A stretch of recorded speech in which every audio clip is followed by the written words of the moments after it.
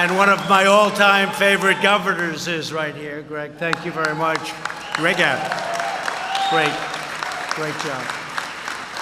I'm thrilled to be here in Crosby, Texas, with the incredible members of the International Union of Operating Engineers. I know you are.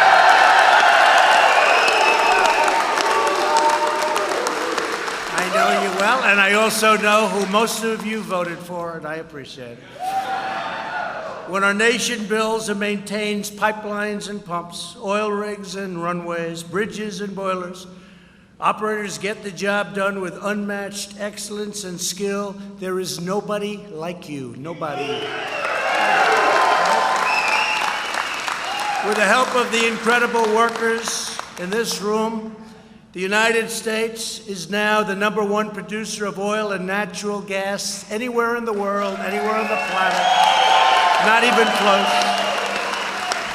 Made a lot of progress in the last 2.5 years, haven't we, huh? Took down a lot of barriers to production and to the pumping, so many different things. I just met some of you folks outside. They gave me a little lesson. I knew a lot, but I didn't know they could lay as much pipe as that, and so fast, Jim, right? So fast. Incredible. There's nobody in the world can do what you folks do. And we're going to make it easier for you. Because in a few moments, I will sign 2 groundbreaking executive orders to continue the revival of the American energy industry and jobs.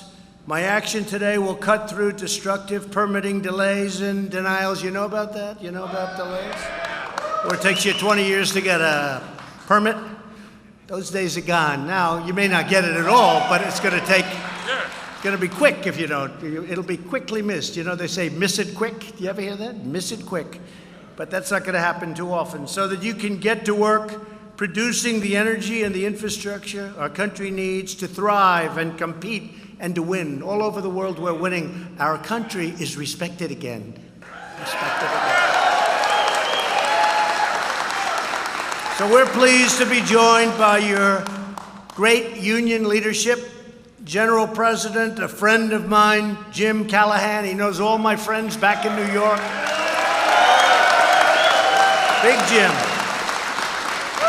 And your General Secretary, Treasurer, Brian Hickey. Brian.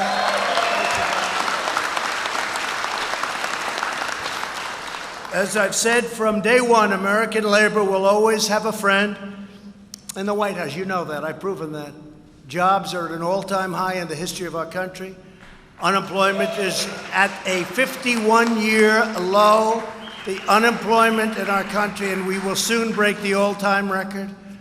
African American, Asian American, Hispanic American, all-time historic lows. We're doing well. We're doing well. And we're going to keep it going because we believe in 2 fundamental rules: buy American and hire American. Okay?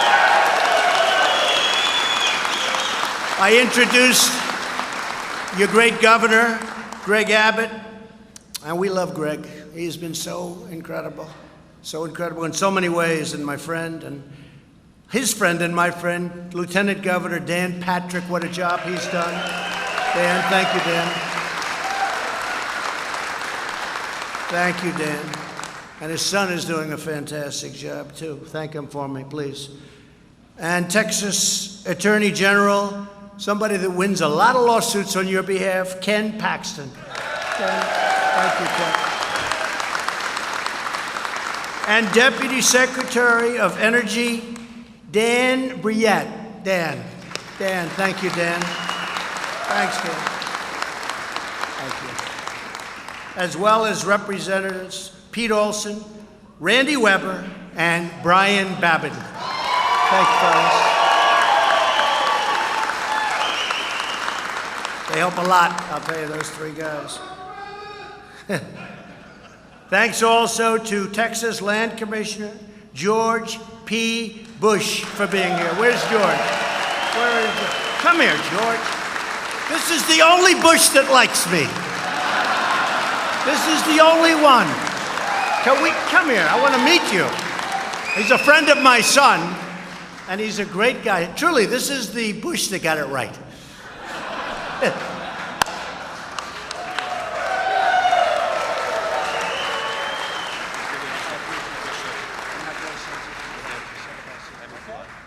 Thank you very much. Good guy. I like him. I like him. He's going far. He's going places. Thank you, George. Here at the IUOE, International Training and Education Center, operators are perfecting their skills on cranes and pipe lifters, side booms, and angle dozers. I just saw them all outside. I'd love to work. I used to work machines. I'd work them. My father would have a job. I was very young. I won't say it because they'll report me. But I was much too young to work a machine, but I used to work a machine. And then I used to love the D10s. Now they make D12s. You don't get too many of them, but they still make them, right? Under this administration, we've ended the war on American energy like never before. Nobody believed that this was going to happen. And we put thousands and thousands of patriotic union members like you to work building our energy future. Since the election, we've created more than 5.5 million new jobs and more than 60,000 brand new oil and gas pipeline construction jobs. We approved the Keystone Pipeline almost on day one.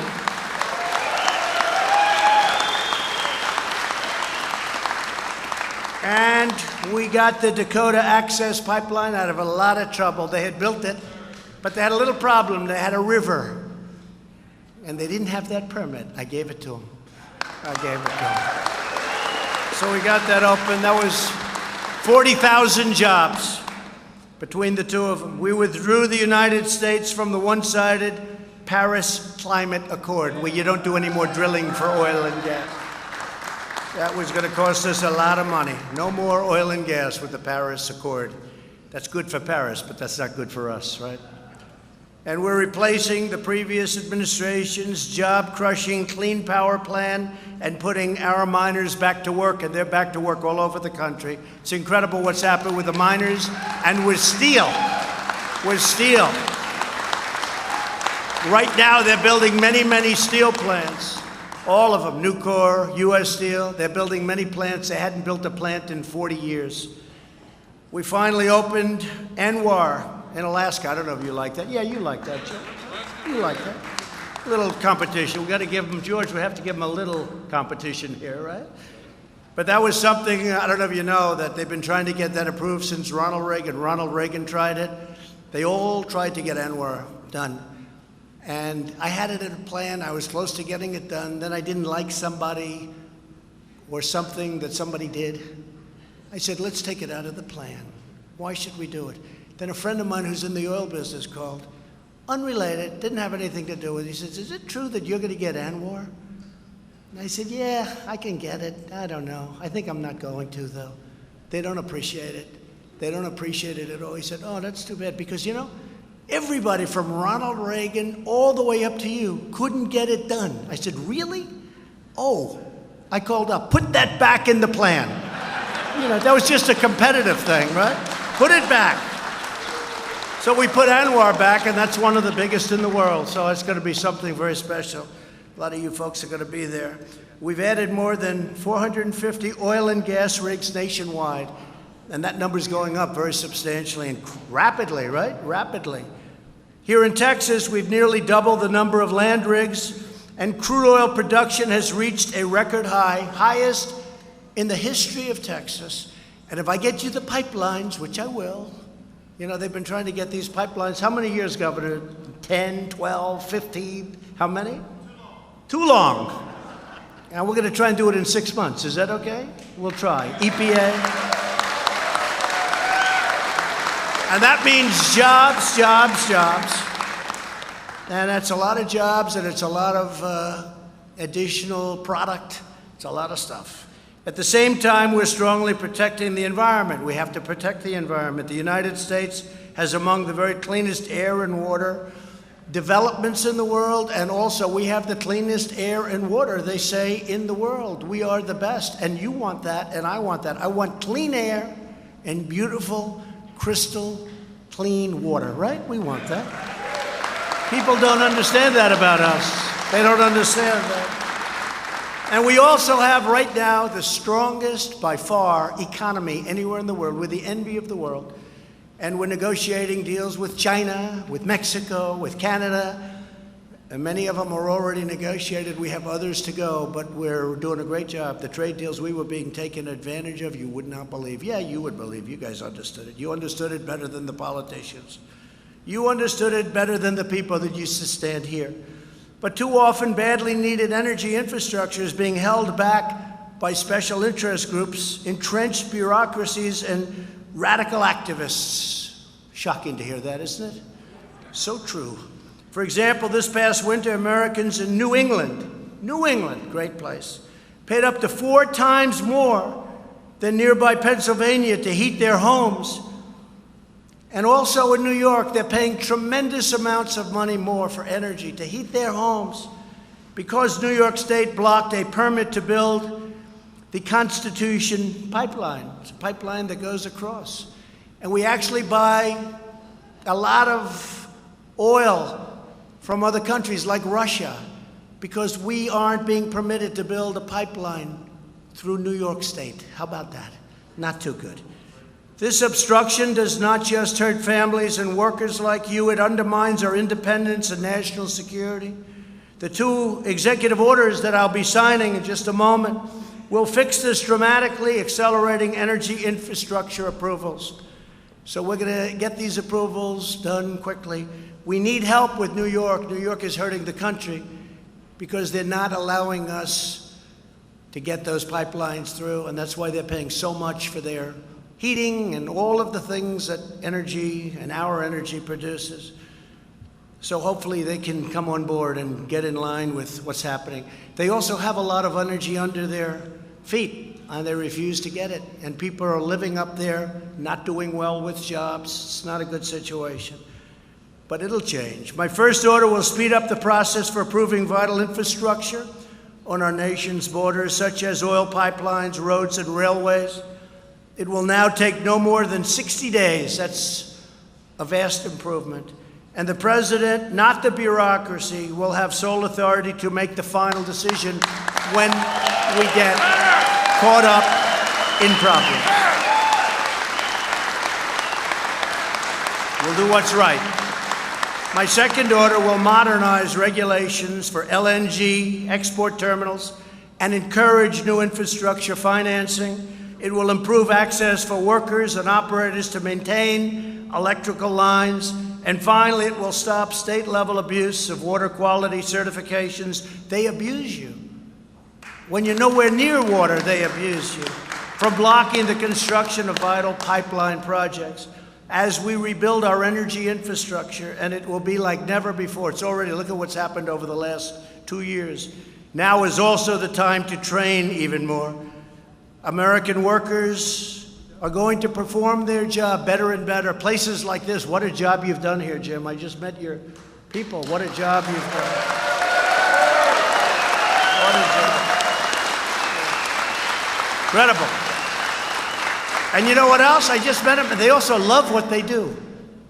If I say I'll trade places, you could have a beautiful apartment on 5th Avenue, and I can work teaching pipelines or helping. You know what? They would not switch with me, would they?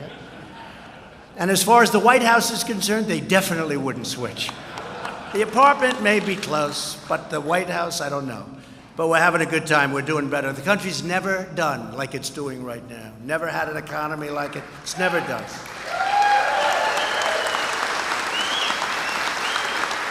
And you know, the world took advantage of us in so many ways, but certainly on trade, and that's coming to a halt. They understand that. They understand. They understood what was happening, and they don't even blame me.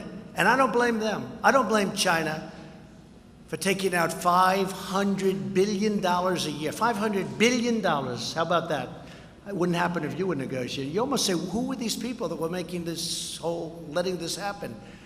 And I said to President Xi of China, I don't blame you. I blame the people that were in my position.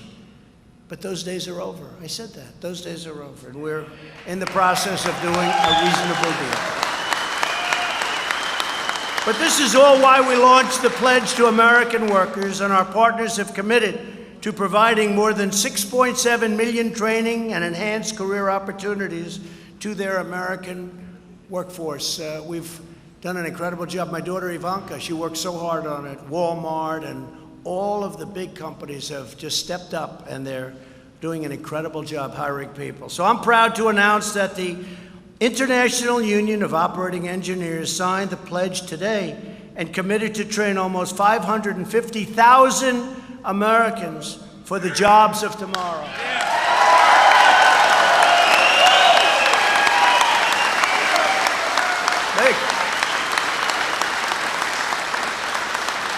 That's pretty good, Jim.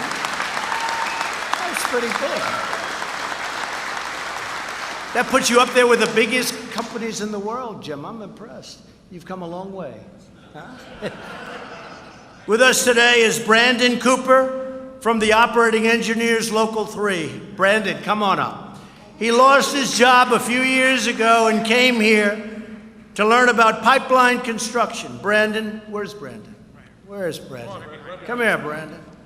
Say a few words, Brandon. Maybe you'll be a politician. Who knows?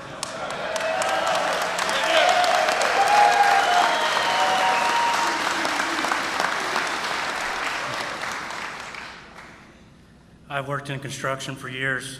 I've been a member of Local 3 of California for over a decade, doing utility work, grading, a little bit of everything. But I've never worked in a pipeline industry, and I need a training. You can't fake your way through things in this industry. You have got to produce or you're gone. A contractor will let you go at a drop of a hat if you're not making money. It's funny, the pipeline industry has a totally different language. Despite working in the industry for years, I didn't know the lingo. Their terminology is different than the rest of the industry. With the union, you have that opportunity to expand your skills. I didn't used to be proficient on all the equipment until I got in the union. Union training opportunities have given me a chance to better my operating engineer, making more money, building retirement, security, and having good health care. This opportunity at this International Training Center is going to pay my dividends. It has been a great experience. We appreciate what you're doing, President Trump, to grow this industry. Thank you.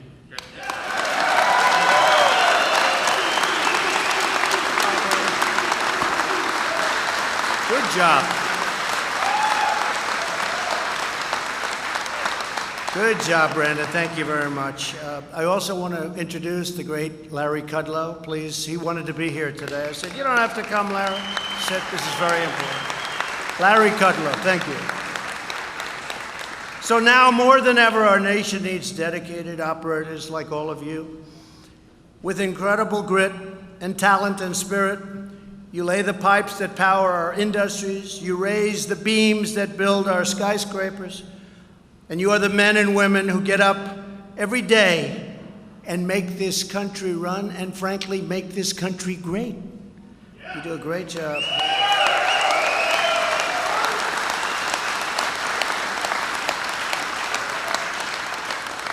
And what you understand better than anyone is you take pride in your work, and our nation will always take pride in you. We have great respect for the work you do, believe me.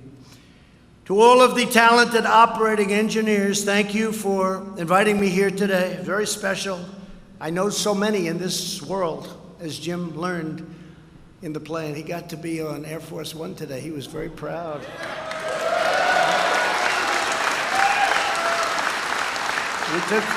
We took a couple of pictures with that big plaque behind us. He was very happy, huh? Thank you, Jim. And thank you to the extraordinary devotion of all of you to our country. Together we are making America stronger and prouder and greater than ever before. God bless you all, and God bless America. Thank you.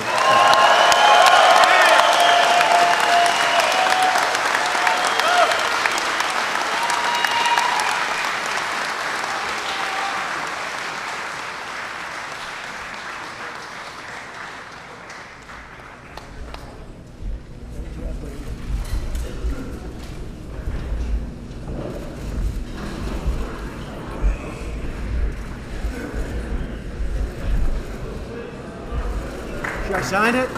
Yeah.